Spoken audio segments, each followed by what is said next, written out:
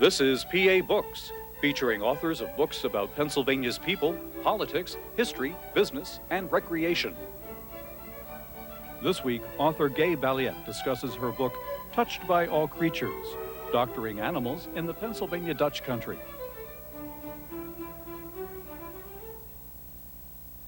Gay Balliet, author of Touched by All Creatures. What's your book about? Well, my book is about, Touched by All Creatures is about our adventures and misadventures doctoring animals in eastern Pennsylvania. My husband here is a large animal veterinarian, and he works on domestic animals and he works on exotic animals. Some of the exotic animals he works on, can be anything from deer and elk to, just the other day we worked on an elephant, to tigers, bobcats. What else? Well, I do primarily large animals, and that's the thing that's different about this book. I do very little with dogs and cats. Well, those are the exotics, but usually he's working on horses. Yeah, that's our primarily. primary thrust is equine. Why'd you write the book? Why did I write the book?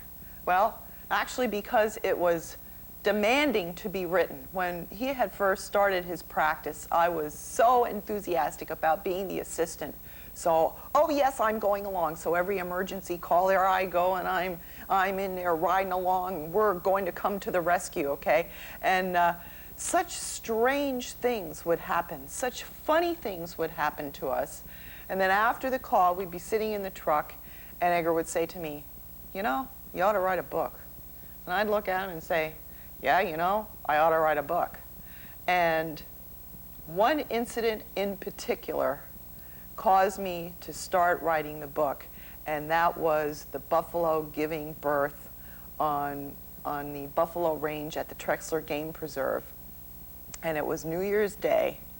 There was a blizzard going on. Wind is howling, and we had to go help this buffalo that was, you know, going to deliver. She was having problems. So we went into the range, but we couldn't drive very far because the snow was fairly deep. I'd say it was about at least 2 to 3 feet. There were drifts. Mm-hmm. So we parked the truck, and now I'm always the gopher, right? I'm carrying the buckets of water, I'm carrying the chains, the winch that come along, the ropes, and I'm already all loaded down with winter gear, right? So now I'm carrying buckets and ropes and stuff. Okay, we had to walk about a quarter to a half of a mile till we got to the buffalo where she was down and, you know, trying to get this calf out of her. And then they had tranquilized her, and I came in there and handed them the equipment as you needed it. Then they pulled the calf out, and now they had to wait with the mother until she woke up. Well, Edgar said, here you go, here are the empty buckets, here's the chains, here's the ropes, I got everything around my neck, back I go. And I find this little path, and back I'm going to the truck in this galing, winding, howling wind. So I'm going back, and suddenly I hear a human voice, and the wind was kind of almost drowning it out. But I thought, now is somebody yelling to me? I mean, they were still back there with the buffalo waiting for her to wake up. So with all this heavy equipment, I turned around. And here, when I turned around, here was the mother buffalo bearing down right on top of me. She was only a matter of 3 or 4 feet away from me. And I only had enough time to react and jump down an embankment with all my junk. There was a steep, kind of a steep hillside on the one side. I couldn't crawl up there. I would have taken too much time. So all I could do was leap down the embankment. And then when I got down, I was up to snow, like up to my armpits just about. And I looked up, and here goes this buffalo. Boom, boom, boom, boom, boom. And she went flying past me on that path that I had been on. See, I didn't know, but they were yelling at me through the blizzard. I didn't realize that I was on the buffalo path. They have their own trail that they use to get back to the herd. And I had been on it, and here she was trying to get back frantically back to her herd. And I was on the path. So, well, okay, so they got me out of the drift and everything, and get back in the truck, and we're coming home. Okay, a couple days later, I'm sitting in the living room, And Edgar comes in, he sees all these papers around me. "What are you doing?" "I'm writing the book." He said, "You're writing a book." "Yeah, right." That's exactly what he said. "Yeah, right." Like you're going to finish this the way you finish any other project you start, right? But you know what? There was never a lack for a story. Just about every day we go out, there is a story that I can write about. And it's really funny or strange, sometimes very sad. I don't do many of those because they're too tough on me to write. I cry through the whole thing, and it doesn't give me a good day. So I don't do too many of the sad death kind of stories. But essentially, to answer your question, it was a little long, I guess, but that's why I started writing the book. That one particular incident, you know, And that was happened fairly early in my career. That was, I'd say about at least 15 years ago, maybe a little bit longer than that. Now, you're the veterinarian in Yes, the family, but yes. you're both doctors Balliet, Yes. PhD in English. In English. And I have a VMD from the University of Pennsylvania. when did you decide you wanted to be a vet? Well, probably it was in my family somewhat. My grandfather was a veterinarian. And I had decided early on I wanted to do something in the sciences while I was in microbiology and stuff. But then in, I think, my senior year of college, I met her. And she always had a love of animals as well. And when we started going together, we decided, and actually she decided, you'd be a good vet. I decided, you know what, I think you can be a vet. I think you ought to help animals. So even though I was a microbiology major, then I started looking more into the animals, and we always had farm animals down at our place when I grew up. So yeah, it's not a bad idea. So then got into school, and the rest is history. And you specialize in large animals? Yes, Why? yes I do. Primarily, when I went in, I like to be out. I like to drive. I like to go out to the different farms. And for me, that's fun to go out and see the animals in their environment, and actually the people too. I can go out and schmooze with the best of them out there and treat the animals out there. In the beginning, I was all animals. Now we've kind of concentrated on exotics and horses, and we do like horses, both of us, a lot, and I do a lot of reproductive work. And I have to ask, the buffalo story took place in Pennsylvania? At the Trexler Game Preserve. For people who don't know, why are there buffalo herds in Pennsylvania? okay, well, the Trexler Game Preserve was set up by General Harry Trexler, I believe it was, back, and he was around turn of the century, early 1900s, and he left in his will this acreage out there to promote and to maintain North American wildlife. And that's why they have an elk herd there, they have a buffalo herd, and that's been the major thrust of the Game Preserve over the years, is to promote those animals. Is it open to the public? Yes, it is. And where is it located? In Schnecksville, really, on Game Preserve Road, right off Route 309, which is in Lehigh County, Pennsylvania. You're the veterinarian? Yes. I've actually done the work there since I started in practice. I was in a multi-man practice initially. When I went on my own after about a year or so, so it's about 18 years that I've been doing most of the, in fact, all of the veterinary work there at the Game Preserve. Now, Gay, when you were going through the process of writing this book, did you keep a diary, or do you keep a diary now? No, I don't keep any diary. I'm not the diary type. But when we go out on calls and something happens, I'll just take a few little notes, and the rest is all up here. And most of the times I come right home and I start writing, and I can rip out a chapter and polish it in about 3 days. And essentially my book is little vignettes. Each chapter is a vignette or a story of something that has happened. It's just a compilation of that from over the years. And I mean, it is unified. All the little stories are unified by daily occurrences, and this one in particular is unified by my trying to learn to ride horses, and another character named Jakey who appears throughout the book, and those two things tend to unify the stories, which are they are separate. They're separate entities, each chapter. But yeah, when I write, I don't have any diary or anything. I just come home and write it. Now, the title of the book is Touched by All Creatures, and then the subtitle, or whatever you call it, is Doctoring Animals in the Pennsylvania Dutch Country. You're natives from around here? Oh, yeah. Now, what is unique about the Pennsylvania Dutch Country? Well, and people shouldn't get the idea that all Pennsylvania Dutch and what we're talking about are Amish people. We really aren't talking about Amish. Actually, the Amish only make up about 5 to 10% of all Pennsylvania Germans. That's actually the correct terminology, is Pennsylvania Germans.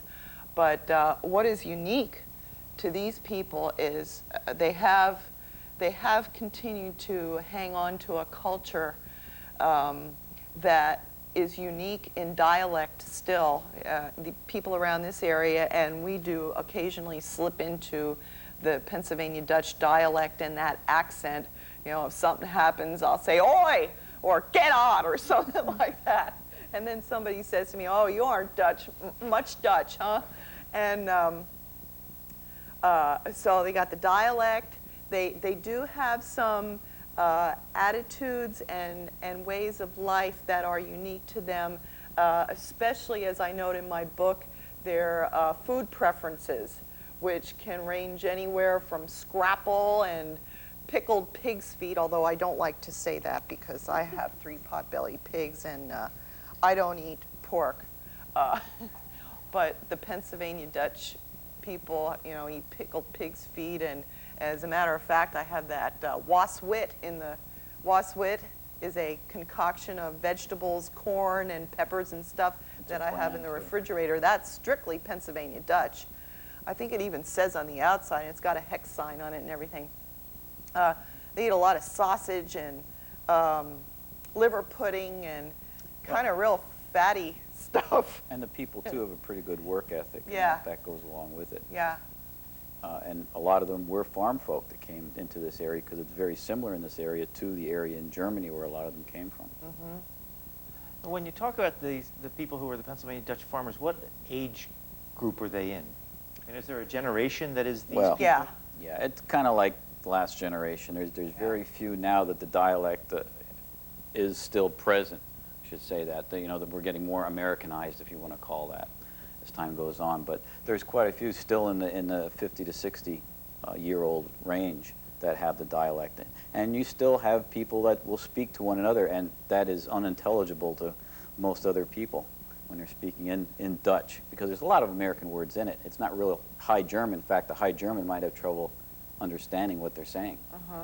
Well, and we don't know. You might know some Dutch. I know a little bit, that's all. But we don't speak it. My grandmother did, and I think my father could understand it. I don't know whether he could speak it. My father spoke it. Your father spoke My it. mother didn't, so they never carried it on to the next generation. But my father would talk to my grandmother, especially when I would do something bad, and they'd talk in Dutch, you know, about it, and I knew I was in trouble. And also, when I'd cut myself, my grandmother would say, "Haley, Haley, hinkel, drak, miss alia, frius, alles swek," and it had something to do with chicken shit or something on this cut, and that would make it better. And then when I would go with Edgar on his calls, and I knew we were at a really Dutchy, like a dairy farm or something, I'd say to the farmer, "Oh, die husalaza es hoef." Oh, and he'd look down and he'd check his fly because I was telling him his fly was open, right? But that was the only thing I could say. Now, you say in here that Pennsylvania Dutch farmers are sometimes misconstrued as thick-headed, strict, and unyielding. The Dutchman or woman values hard work and self-reliance to the point of unrelenting self-discipline and self-deprivation. Now, are they, the farmers you deal with, family farmers? Oh, yeah. Yeah. Is Oh, it yeah, they still are. single-family farm? Mhm. Are those farms continuing to another generation? I mean, some of the traditions are going, but Well, A lot of them are still consolidating, and there's fewer and fewer dairy farms in the area than there were 20 years ago. they're Even. disappearing. Yeah, they are They're disappearing. disappearing. This is a dying breed, I believe. And you remember, most of these stories and stuff that we have in here was just in the beginning. We're talking 15, 20 years ago. Not all of them, but there are a lot of them that are in there were from 20 years ago. But now, the other week, we went to that horse farm where they had the mules, remember? Yeah. And they really, Now, those people were around our age. Yeah, they were just in the 40s, and they still had They pretty good really dialect accent. Yeah. had a Dutchy accent, you know, and they were characters. And they were real characters. They have a wry sense of humor too. A lot of people say the Dutch do. Yeah. Now, Gay, you are an English teacher, and you have a PhD in English from? Lehigh University. Why did you pursue that? Well, that's a good question. I guess it's because I had been in the master's program at Lehigh, and I just continued taking the courses, and before I knew it, I was in the PhD program and well into it. There was never a time when I received a letter that said, "Do you want to be in this program?" Well, you taught. I just kept going. Yeah, she taught public high school But for also, several years. Yeah, I had gotten a scholarship from Lehigh, so I just, as long as I kept getting the scholarship, an academic scholarship, I just kept going. And you wanted to teach in college eventually. Well, I thought that would be nice, but you don't necessarily need a PhD. You know, if you teach part-time, which is what I do, you don't need a PhD to teach in a college. But Where do you teach right now? Kutztown University. And it's right in the heart of Pennsylvania Dutch country. Yeah. You know what? And I have some students that have accents. Yeah. Because their parents still do. If somebody wanted to go and see what Pennsylvania Dutch culture is like, what is a good place to go? Kutztown Folk Festival. It's in the summertime. Off the top of my head, I can't tell you what month it is, but you know, it's in June, July, August, somewhere in there. And that they have a lot of the ethnic foods, per se, and a lot of the folksy crafts and whatever that they do. Even just driving around that area. Yeah, the Kutztown going down into Lancaster County, which everybody knows is big for the Pennsylvania Dutch. They have the shoe fly pies and little stands right by the side with text signs. And Yeah, but a lot of those, some of those are Amish. Oh yeah, I mean, you get further down, there's more Amish and Mennonite, yeah. I have to ask you a question about one of the stories that you mentioned, the Kutztown Fair and also the Allentown Fair, and you doctored an elephant or elephants at the Allentown Fair? Yeah, I'm also like the veterinarian at the Allentown Fair, which is at the end of August every year. And whatever animals happen to be there, I have to make sure that they stay healthy while they're there. Now they have domestic animals, but sometimes on the midway they might have camel rides or elephant rides or something like that. And I believe in this case there were some tigers in there, and I think was that the tiger that was going to have to go for a tiger milk commercial or something up in New York? Yes. Needed health papers. So I had to go to check it out and make sure it looked healthy enough, write out health papers to get into a different state. So that's what these people do. In fact, just recently, like you said, I had to look at an elephant down at Stabler Arena near Lehigh. It too was going to New York to be in a commercial in Manhattan. So again, just check it out, make sure it looks healthy. Now, when you go to veterinarian school, do they teach you elephants, or are there certain things in common between tigers and elephants and Well, certainly there are. goats? Yeah, there's certainly similarities, but what we do, they usually track you, at least when I went to school, you would track either small animal or large animal. And I did go for the large animal. And then as I got out and started keying in more on the horses, at the same time I had an interest in wildlife and exotics. So it became whenever somebody had one of those in the area, one of the other veterinarians, if they got the call, they just refer it to me. Because they know I'd go out and I have the mobile clinic and whatever on my truck, so I could go out and look at the animal and have anything I might need to take care of it. Are there any animals that you just can't figure out? That they're just different than all the other animals? Well, I have a little trouble, I'd say, with marsupials, you know, with kangaroos and whatever. What about the bats? And, well, yeah, right now they also have some bats down at in Bethlehem for an exhibit, and I just have to go down there and see if they look healthy, which is, again, One was falling off. One was falling off its perch periodically. Boom, and it hit the ground. That was a dingbat. Yeah, that was her idea on that. But apparently figured out that it was a problem with temperature regulation. They needed to be a little bit warmer. They'd turn the heat down in the place at night, and then they get cold and fall off this perch. But now she's doing fine. She's been staying up there. We've been weighing her periodically, and she's staying the same weight. So You also have to she's be doing okay. able to do dental work on animals? Yeah, well, especially with horses. That's part of it. Their teeth, their upper jaw is wider than their lower jaw, the maxilla. And so they get sharp points on the outside, so what's called as floating. You actually go in with a rasp and grind off the sharp edges. Otherwise, it can lacerate their tongue or their gums or cheek, rather. Now, Gay, you go on a lot of your husband's calls. Mm-hmm. How did that happen? You just sort of got drawn into it? I was enamored by the whole thing. He's a veterinarian. Oh my goodness, he's She's saving the one that lives. wanted me to be the veterinarian, so she wanted to go Yeah. along. Yeah, he's saving lives. I've got to be part of this. This was romantic. I found out, however, that some things that he did were not too romantic, like the RP, the retained placenta in a cow. Now, I have an excerpt Yes, from my you have book a if story you'd like about to that. hear You that. wanna read Well, it? okay. I'm not sure that I want to hear it after having read it, but go ahead. Well, a retained placenta is after birth that stays in the cow and doesn't come out. Well, obviously, if it stays in the cow, and you need to flush it out and get it out of there because essentially it rots. Well, this farmer had waited for quite a while before he called us to come take out the retained placenta. And at this point in his career, I didn't know what that was, but I was hell-bent on doing anything to assist. I'm out there helping the animals. Da-da-da.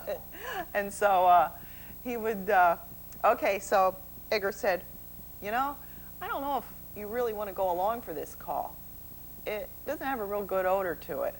And I said, I can stand anything. You know, we got horses around here. They've got manure all over the place. It doesn't bother me. I'm going along.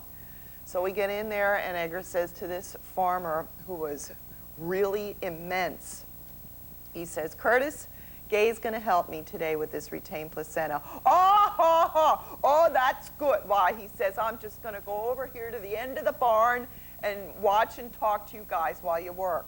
And so this big guy went over, I'll never forget it, he went over and he sat on a skinny metal railing. He perched on this railing while he watched us work.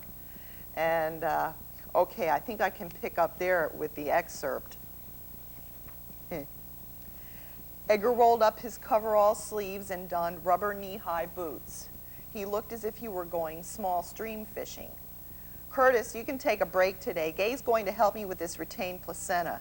I smiled importantly, proud to attend, but there was the strangest glint in Curtis's eye.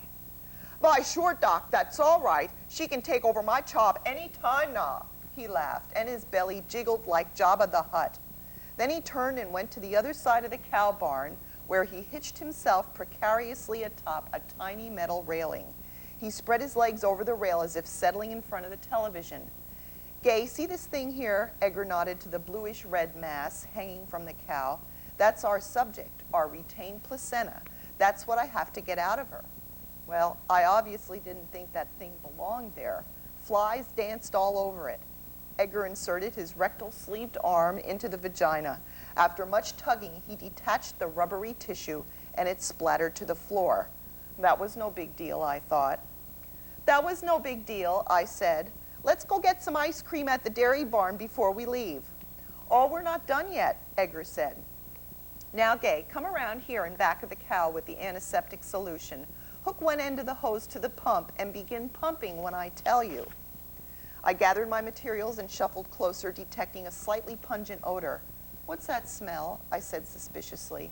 That's the retained placenta, Edgar said. I told you it wouldn't smell too great. He swirled his arm up to his shoulder around inside the cow. Hey, Curtis, Edgar smiled. This is a real ripe one. It must have been in her for about a week. He fished his arm around and Curtis giggled and jiggled from his far metal throne. Huh, I thought. Ripe? What did he mean by ripe? A sweet, juicy plum? Or a 4-day-old roadkill? I sniffed the air carefully and decided it wasn't a plum. Yeah, I've been smelling her for quite a while now. Thought I'd better call you when it finally didn't come out, Curtis yelled. Of course, I would have called you sooner, but I went to the Poconos to go fishing for a couple of days. I knew this would made anyway, and I knew you liked them well done. How about it, Doc? He laughed, teetering on his iron perch. I sniffed the air again, and a heavy gas penetrated my nostrils. My breath caught. God, it's disgusting. Why does it smell so bad? I coughed. Because it's rotting inside her, Edgar said nonchalantly. Of course, I replied, bending over the bucket and pushing the hose end on the pump. This procedure would be a sure test of strength, but I was no shrinking violet. No, don't stand over there. Come closer. The hose doesn't reach that far. Stand right here by me, Edgar ordered. I moved toward the cow's backside, trailing my bucket of antiseptic solution. I'm not ordinarily squeamish. I would assist in the bloodiest of operations, trip happily through a field of horse manure, and am almost never revolted by rectal examinations. But as the week-old placenta stench wafted past, I wasn't so sure of myself. I imagined particles of decaying placenta and blood fermenting inside that cow that resembled the fluids and muddy flows inside a volcano. And I could visualize those bubbles bursting quietly inside, throwing off that pungent, rancid odor that was unlike anything I had ever smelled in my life. Start pumping, and when I tell you, take the hose off the pump and hold it in the manure trench. Be quick about it, because this stuff will come gushing out as soon as we stop pumping, Edgar instructed. He manipulated the hose. What does that do? I said. That siphons all that gook out of her. I get a suction going inside her uterus. Then when you take the hose off the pump, the fluids drain off. It's the only way to get that bad shit out of her. Now bend down there, hook the hose to the pump, start pumping in the solution, then when I tell you, direct the hose end down into the muck trench. I looked down at the loaded manure trench and suddenly felt that perhaps Curtis would have been better suited for this job. I was ready to make that suggestion when Curtis said, "Yup, I can remember when Dr. Harrington's wife used to help him with this job. She was real good at it, too. She really pumped away." "Yes, sirree," Curtis squealed, bobbing on the iron pipe. Now I couldn't refuse, not if Dr. Harrington's wife survived with little difficulty. "Yup, she did a hell of a job," Curtis insisted. With gritted teeth, I began to pump, taking long, deep strokes, pulling the solution up and through the rubber hose. At last, with only a half-inch of water in the bucket, Edgar, holding his end of the hose in the cow, yelled, "Okay, let her go." With that, I snatched the hose from the pump and directed it into the already loaded manure trench. With terrific force, a brownish-gray, heavy fluid burst from the hose, and as I bent over, my face only 2 feet from the trench, my nostrils snapped shut, recoiling from the hot stink. A kind of strangely sweet but acid odor filled my nostrils. Never in my life had I smelled anything so putrefying. As if hit by ammonia fumes, I staggered back as still murkier fetid material flopped and flowed from the tube. "Hold it closer to the trench. You're getting it all over the place," Edgar shouted as I stood on tiptoe. The fluid splashed everywhere, and solid chunks landed and stuck to the concrete floor. "I said hold it in the trench," he yelled. Then Curtis began to laugh. I heard a giant roar and glanced at the huge man swinging effortlessly in the metal railing. He sang, oh boy, I can smell it all the way down here. All the way down here. That's a good one, all right. Yes, sirree. I thought it would be good and stinky after all the time it was in there." A sickly mist had begun to glaze my eyes. I burped a pint of gas. Edgar poked me. Gay, for Christ's sake, try to get it in the trench."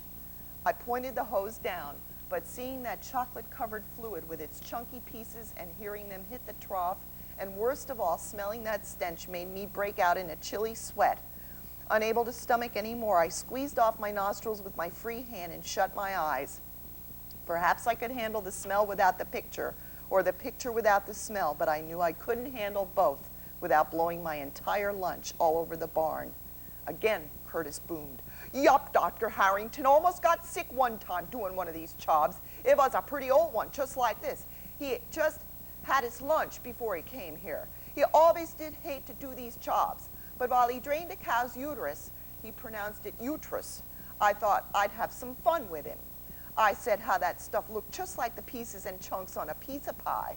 He held his belly. "It does, doesn't it, Mrs. Balliet?" Sweat broke out on my face as I clung to the tube. My stomach curled itself up into a little ball ready to strike at something, and my jaws clenched tighter as I determined not to let the dam break.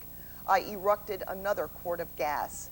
"And how I looked like stewed tomatoes," Curtis continued happily. Oh man, was it ripe, he cheered. Fingers still plugging my nose, I glanced at Curtis and gave him a cold stare, hoping he couldn't see my green pallor. His eyes were little slits, devil's eyes. He was a master of a nasty game. He wasn't merely conversing. He was detailing that story purely for my benefit. I was it in this game.